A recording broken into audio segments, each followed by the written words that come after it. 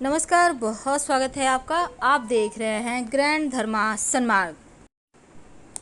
दीपक प्रकाश का द्योतक है। प्रकाश यानी ज्ञान, और दीप की ज्योति हमेशा ऊपर की ओर जिस प्रकार रहती है, उसी प्रकार हम मनुष्य की वृत्ति भी सदा ऊपर ही उठे, इसीलिए दीपक जलाया जाता है। और जब आप नवरात्र में दिया जलाते हैं तब उसके महत्व बढ़ जाते हैं। नवरात्र के दिनों में अखंड दीपक के साथ कपूर और लौंग खासकर जलाया जाता है। तो हिंदू धर्म में किसी भी शुभ कार्य के पहले दीपक जलाने का विधान है। आप सुबह शाम पूजा भी करते हैं तो भी दीपक जलाते हैं, और वास्तुशास्त्र में दीपक जलाने से कई नियम उससे जुड़े हुए हैं, और दीपक की लौ किस दिशा में होनी चाहिए, तमाम बातें बताई गई। जब आप नवरात्र के दिनों में अखंड दीपक जलाते हैं तो उसका महत्व बढ़ जाता है।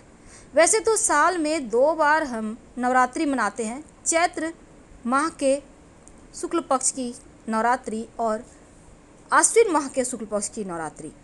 तो इस दिन प्रथम दिन कलश स्थापना होता है, अखंड ज्योत जलाई जाती है, और नवरात्रि के 9 दिन हम घर पर कलश स्थापना और अखंड ज्योत जरूर जलाते हैं, क्योंकि ये ज्योत 9 दिन तक बिना बुझे जलाने का परंपरा है, प्रावधान है। और अखंड ज्योति जलाने के बाद उसे अकेला नहीं छोड़ा जाता, और अगर ये ज्योति बुझ जाए तो अपशगुन माना जाता है, इसलिए ऐसा व्यवस्था करके ही आप जलाएं।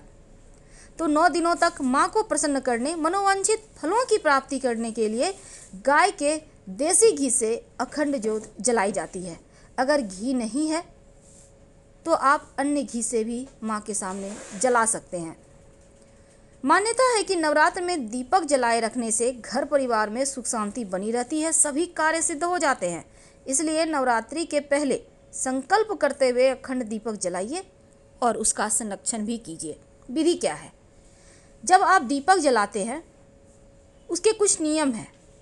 पीतल के दीप पात्र में अखंड ज्योति आप प्रज्वलित करते हैं। यदि आपके पास पीतल का पात्र ना हो तो आप मिट्टी का दीपक में भी आप दिया जला सकते हैं। और मिट्टी के दीपक में अखंड ज्योति जलाने से पहले जो दीपक है उसको 1 दिन पहले पानी में भिगो दें और उसे पानी से निकाल कर साफ कपड़े से पोंछ कर सुखा लें। शास्त्रों के अनुसार नवरात्रि में अखंड ज्योति जलाने से पहले हम अपने मन में संकल्प लेते हैं और माँ देवी से प्रार्थना करते हैं कि हमारी मनोकामना जल्द पूर्ण हो।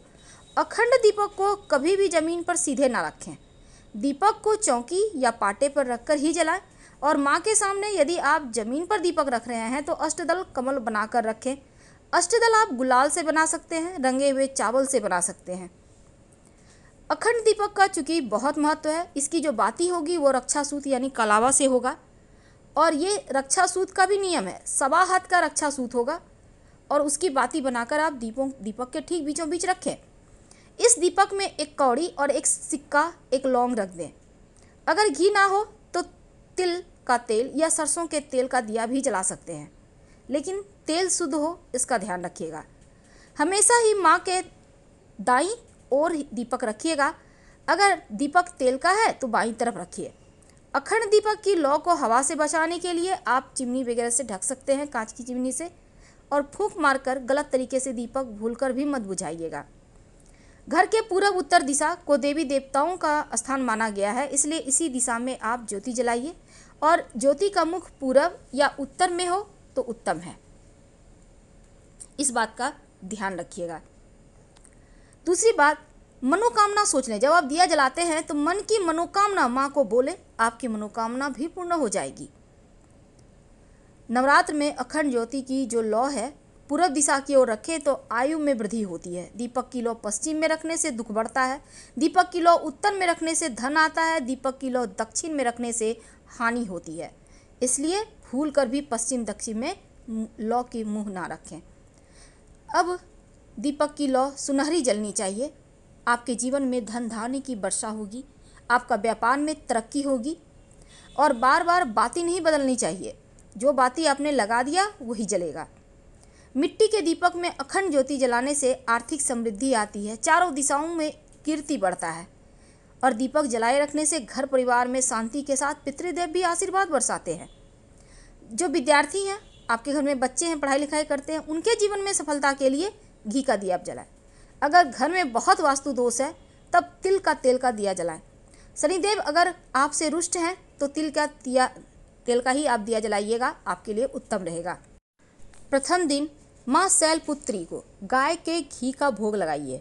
दूसरे दिन माँ ब्रह्मचारिणी, इनको आप शक्कर का भोग लगाइए। और तीसरे दिन नव दुर्गा का रूप है चंद्रघंटा, माँ को आप सफ़ेद मिठाई या दूध का भोग लगाएं। चौथे दिन माँ को मालपुए का भोग लगाएं और पाँचवें दिन माँ स्कंद माता को केले का भोग लगाएं। छठे दिन माँ को आप शहद का भोग लगाएं और सातवें दिन माँ को गुड़ का भोग लगाइए। आठवें दिन माता रानी को नारियल का भोग लगाएं और नवें दिन नवमी तिथि को आप तिल का भोग लगाएं और इसको दान कर दें। अनहोनी से रक्षा होती है। तो माँ के 9 स्वरूप को आप क्या भोग लगाएं। लेकिन हम अब बात करते हैं अखंड दीपक की। देखिए, मन में देवी के प्रति समर्पण और भक्ति को दर्शाने का दिन है। तन मन में अंधकार जो छाया हुआ है उसको दूर करने का ये नवरात्र है। और अखंड जो ज्योति आप जलाएंगे नवरात्रि में, तो इसके नियम होते हैं पूरे 9 दिन तक। वैसे आप एक दिया भी जला सकते हैं। हमने कहा कि कोई बड़ा मनोकामना हो तब 9 दीपक जलाना है, लेकिन वैसे सिर्फ एक ही दिया जलाना है और ये दीपक 9 दिनों तक बुझना नहीं चाहिए। मान्यता है अखंड दीपक जलाकर पूजा करने से पुण्य फल की प्राप्ति होती है और माता रानी के आशीर्वाद से पूरा परिवार में प्रेम बढ़ा रहता है, स्वास्थ्य अच्छा रहता है, धन बढ़ता चला जाता है। तो इस बार की जो नवरात्र है ना, इस बात का ध्यान रखें कि अखंड दीपक जो है ज़मीन पर मत रखिए, लकड़ी की चौकी पर या लाल रंग के कपड़े बिछाकर ही रखें। और ज्योति को रखने से पहले इसके नीचे अष्टदल कमल बना लें तो बढ़िया है। आप चाहें अबीर गुलाल से भी बना सकते हैं और आटा के साथ भी बना सकते हैं, गेहूं का आटा। अखंड ज्योति को गंदे हाथों से तो भूल कर भी ना छुएं और अखंड ज्योति को कभी अकेले या पीठ दिखाकर मत जाइए। यानी कि आप एकदम से पीछे मुड़कर नहीं जाना है, पहले पैर पीछे कीजिए, धीरे धीरे फिर वहाँ से हटिए। अखंड ज्योति जलाने के लिए हमेशा ही शुद्ध घी का ही प्रयोग करें। आप चाहें तो तिल का तेल या सरसों का तेल भी प्रयोग कर सकते हैं। लेकिन जब आप अखंड ज्योति की देखभाल आपको लगता है आप घर में नहीं कर सकते हैं, तो आप किसी मंदिर में जो अखंड ज्योति जलती है ना, वहाँ पर जलाने के लिए घी का दान कर दें, तो उससे भी आपको उतना ही फल मिलेगा। अब अखंड ज्योति के लिए आप रुई की जगह लाल कलाबे का प्रयोग करें तो बढ़िया है। कलाबा थोड़ा लंबा लीजिएगा ताकि 9 दिनों तक बिना बुझे दिया जलता रहे। अखंड ज्योति जलाते समय माँ दुर्गा, शिव जी, गणेश जी को ध्यान में रखें और फिर ओम जयंती मंगला काली भद्रकाली कपालिनी दुर्गा क्षमा शिवा दात्री स्वाहा स्वधा नमस्तुते का जप करें।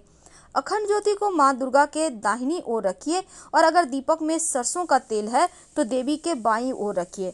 नवरात्र समाप्त होने पर इसे बुझाना नहीं है, स्वयं ही समाप्त होने दे, बुझने दे तो बढ़िया है। अब इस दीपक में क्या डालें। देखिए, दीपक में आप वैसे तो जो अखंड दीपक है उसमें एक कौड़ी डाल दें या गोमती चक्र डाल दें, धन की मुश्किलें समाप्त होंगी। और अगर आप चाहें तो लौंग भी डाल सकते हैं, शत्रु विरोधी शांत रहेंगे।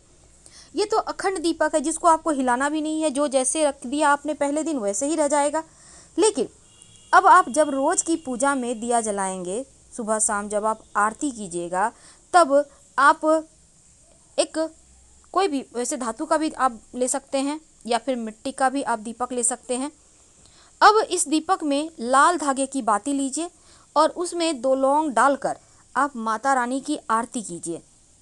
अगर शनिदेव आपके, जैसे कि शनि की 7.5 ढैया चल रही है, कुंडली में गड़बड़ है, अशुभ प्रभाव दे रहे हैं, तो कुप्रभाव से बचने के लिए तिल के तेल का दिया जलाइए तो आपके लिए अच्छा रहेगा। अगर घर में वास्तु दोष भी है तो भी आप तिल के तेल का दिया जला सकते हैं। लेकिन जब माता रानी की आरती कीजिएगा ना, तो आप कोशिश कीजिए शाम के वक्त, वैसे तो सुबह भी जला सकते हैं, कपूर और 2 लौंग जलाकर आरती करें और पूरे घर में दिखाएं। पूरे घर में सकारात्मक ऊर्जा आएगी और जीवन में जो भी परेशानियां हैं वो समाप्त हो जाएगी। आप चाहें आपके घर में अगर चांदी की कटोरी है तो उसमें ही जलाकर आप पूरे घर में दिखाइए, ये आपके लिए ज़्यादा अच्छा होगा। वैसे आप माता रानी की अगर आप दोनों ही तरह का दिया जलाना चाहते हैं, घी का और तेल का, तो ये समस्त सिद्धियों को देने वाला दीपक होता है, तो आप दोनों ही दीपक जला सकते हैं। संभव हो तो शाम के समय जब दिया बाती करते हैं तो दीपक में एक लौंग डालकर ही जलाएं, या आपको लगे कि घर में नकारात्मक ऊर्जा ज़्यादा है तो एक चुटकी काली सरसों या पीली सरसों के दाने डालकर जलाएं। धन्यवाद। फिर